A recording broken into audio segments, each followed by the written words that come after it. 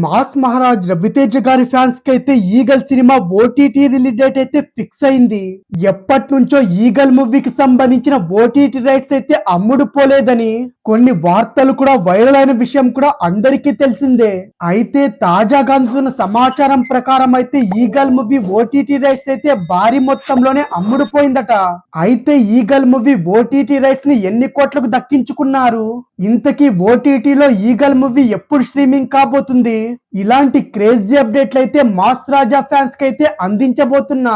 Mass Maharaj Raviteja గారు హీరోగా, Kavya Tappar, Anupama Parameswaran heroine గా నటించిన చిత్రమే ఈగల్. కార్తిక్ ఘట్టంనేని దర్శకత్వంలో పీపుల్ మీడియా ఫ్యాక్టరీ బ్యానర్ పై టీజీ విశ్వప్రసాద్ నిర్మించిన ఈ సినిమా ఫిబ్రవరి 9వ తేదీ అయితే ఆడియన్స్ ముందుకొచ్చింది. ఈగల్ చిత్రం సినిమా విడుదల సమయంలో ఈగల్ కు ఎలాంటి ఇబ్బందులు వచ్చాయో, ఇక ఇప్పుడు ఓటీటీ రిలీజ్ విషయంలో కూడా పలు సమస్యలు అయితే ఎదురవుతున్నట్టు తెలుస్తుంది.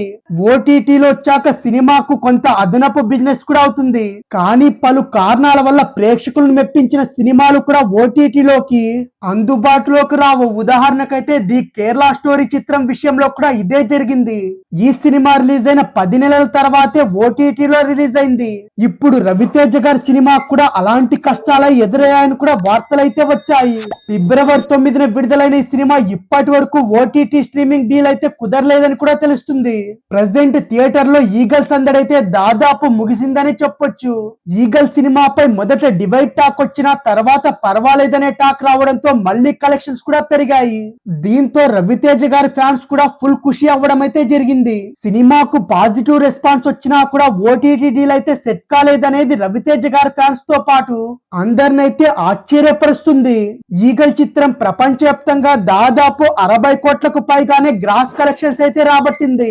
ఇకపోతే ఈగల్ చిత్ర ఓటీటీ హక్కులను అయితే ఈటీవీ విన్ వారు దక్కించుకున్నట్టు కూడా అధికారికంగా ప్రకటించారు. అయితే డీల్ ప్రకారం అయితే ఏప్రిల్ మొదటి వారంలో ఓటీటీలోకి రాబోతున్నట్టు సమాచారం కూడా వచ్చింది. అంతేకాకుండా దీనికి సంబంధించిన అధికారిక ప్రకటన కూడా మరికొద్ది రోజుల్లో వెలువడబోతుంది.